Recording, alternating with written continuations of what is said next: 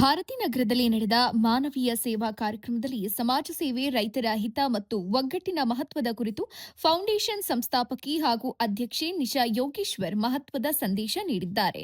ಭಾರತಿ ನಗರದ ಕೆಎಂ ದೊಡ್ಡಿ ಸಮುದಾಯ ಆರೋಗ್ಯ ಕೇಂದ್ರದ ಆವರಣದಲ್ಲಿ ಸ್ಫೂರ್ತಿ ಲಯನ್ಸ್ ಸಂಸ್ಥೆ ವತಿಯಿಂದ ಯಡಗನಹಳ್ಳಿ ಕೆಂಪಮ್ಮ ನಂಜೇಗೌಡರ ಪುತ್ರ ವೈಎನ್ ಮಹೇಶ್ ಅವರ ಸೇವಾರ್ಥವಾಗಿ 10ನೇ ವಾರದ ಹಸಿವು ಆರೈಕೆ ಕಾರ್ಯಕ್ರಮವನ್ನು ಆಯೋಜಿಸಲಾಗಿತ್ತು. ಈ ಕಾರ್ಯಕ್ರಮಕ್ಕೆ ಚಾಲನೆ ನೀಡಿದ ನಿಶಾ ಯೋಗೇಶ್ವರ್ ಸಮಾಜದ ಅಭಿವೃದ್ಧಿಗೆ ಎಲ್ಲರೂ ಕೈಜೋಡಿಸಬೇಕು ಅಂತ ಕರೆ ಕೊಟ್ಟರು. ತಮ್ಮ ಭಾಷಣದಲ್ಲಿ ಅವರು ರೈತ ನಾಯಕ ದಿವಂಗತ ಪ್ರೊಫೆಸರ್ ನಂಜುಂಡಸ್ವಾಮಿಯವರ ಆದರ್ಶಗಳು ನಮ್ಮ ಮೇಲೆ ಅಪಾರ ಪ್ರಭಾವ ಬೀರಿವೆ ಅಂತ ಹೇಳಿದರು. ರೈತರ ಹಕ್ಕುಗಳಿಗಾಗಿ ಅವರು ನಡೆಸಿದ ಹೋರಾಟವೇ ತಮಗೆ ಪ್ರೇರಣೆಯಾಗಿದ್ದು, ಅದೇ ಸ್ಫೂರ್ತಿಯಿಂದ ಜೊತೆಯಲ್ಲಿ ಫೌಂಡೇಶನ್ ಸ್ಥಾಪಿಸಿ ಸಮಾಜಮುಖಿ ಕಾರ್ಯಗಳನ್ನು ಮುಂದುವರೆಸುತ್ತಿದ್ದೀವಿ ಅಂತ ಹೇಳಿದರು. ಸೇವೆಯಲ್ಲಿ ಚಿಕ್ಕದು ಅಥವಾ ದೊಡ್ಡದು ಅಂತ ಭೇದ ಇಲ್ಲ. ಮಾಡೋ ಕೆಲಸಕ್ಕೆ ಸಮಾಜಕ್ಕೆ ಉಪಯೋಗ ಆಗಬೇಕು. ಹಸಿದವರಿಗೆ ಅನ್ನ ನೀಡುವುದು ಅತ್ಯಂತ ಶ್ರೇಷ್ಠ ಸೇವೆ. ಇಂಥ ಮಾನವೀಯ ಕಾರ್ಯಗಳು ಮುಂದಿನ ದಿನಗಳಲ್ಲಿ ಮತ್ತಷ್ಟು ವಿಸ್ತಾರ ಆಗಲಿ ಅಂತ ಆಶಿಸಿದ್ರು. ಸಂಘಟನೆಗಳಲ್ಲಿ ಅಪಾರ ಶಕ್ತಿ ಅಡಗಿದೆ. ರೈತರ ಸಮಸ್ಯೆಗಳು, ಒಂಟಿ ಮಹಿಳೆಯರ ಮೇಲಿನ ಅನ್ಯಾಯ, ಸಮಾಜದಲ್ಲಿ ನಡೆಯೋ ಅನ್ಯಾಯಗಳ ವಿರುದ್ಧ ತಮ್ಮ ಫೌಂಡೇಶನ್ ನಿರಂತರವಾಗಿ ಹೋರಾಟ ನಡೆಸಿ ನ್ಯಾಯ ದೊರಕಿಸಿಕೊಡೋ ಕಾರ್ಯ ಮಾಡ್ತಾ ಇದೆ ಅಂತ ಹೇಳಿದ್ರು.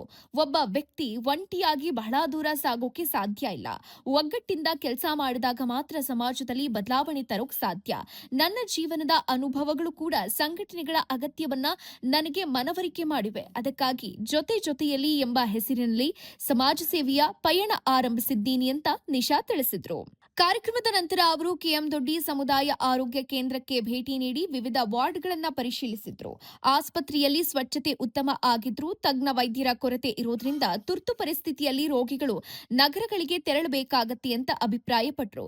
ಸರ್ಕಾರ ಈ ಆಸ್ಪತ್ರೆಗೆ ಅಗತ್ಯ ಇರೋ ತಜ್ಞ ವೈದ್ಯರನ್ನ ನೇಮಿಸಿದ್ರೆ ಸುತ್ತಮುತ್ತಲಿನ 50ಕ್ಕೂ ಹೆಚ್ಚು ಗ್ರಾಮಗಳ ಜನರಿಗೆ ಉತ್ತಮ ಆರೋಗ್ಯ ಸೇವೆ ದೊರೆಯಲಿದೆ ಅಂತ ಒತ್ತಾಯಿಸಿದ್ರು. ಅದೇ ವೇಳೆ ಆಸ್ಪತ್ರೆಯಲ್ಲಿ ಕ್ಷಯ ರೋಗಿಗಳಿಗೆ ಉತ್ತಮ ಚಿಕಿತ್ಸೆ ಲಭ್ಯ ಇರೋದ್ರಿಂದ ಸಾರ್ವಜನಿಕರು ಇಲ್ಲಿನ ವೈದ್ಯಕೀಯ ಸೌಲಭ್ಯಗಳನ್ನು ಸದುಪಯೋಗ ಪಡಿಸಿಕೊಳ್ಳುವಂತೆ ಮನವಿ ಮಾಡಿದ್ರು. ಈ ಕಾರ್ಯಕ್ರಮದಲ್ಲಿ ಸ್ಫೂರ್ತಿ ಲಯನ್ಸ್ ಸಂಸ್ಥೆಯ ಪದಾಧಿಕಾರಿಗಳು, ರೈತ ಮುಖಂಡರು, ಸ್ಥಳೀಯ ಗಣ್ಯರು, ಸಾರ್ವಜನಿಕರು ಭಾಗಿಯಾಗಿ ಕಾರ್ಯಕ್ರಮಕ್ಕೆ ಮೆರುಗು ತಂದರು. ಇಂಥ ಮತ್ತಷ್ಟು ಸುದ್ದಿಗಳಿಗಾಗಿ ನಮ್ಮ ಚಾನೆಲ್ ಅನ್ನು ಸಬ್ಸ್ಕ್ರೈಬ್ ಮಾಡಿ, ವಿಡಿಯೋಗೆ ಲೈಕ್ ಮಾಡಿ, ನಿಮ್ಮ ಸ್ನೇಹಿತರೊಂದಿಗೆ ಶೇರ್ ಮಾಡಿ.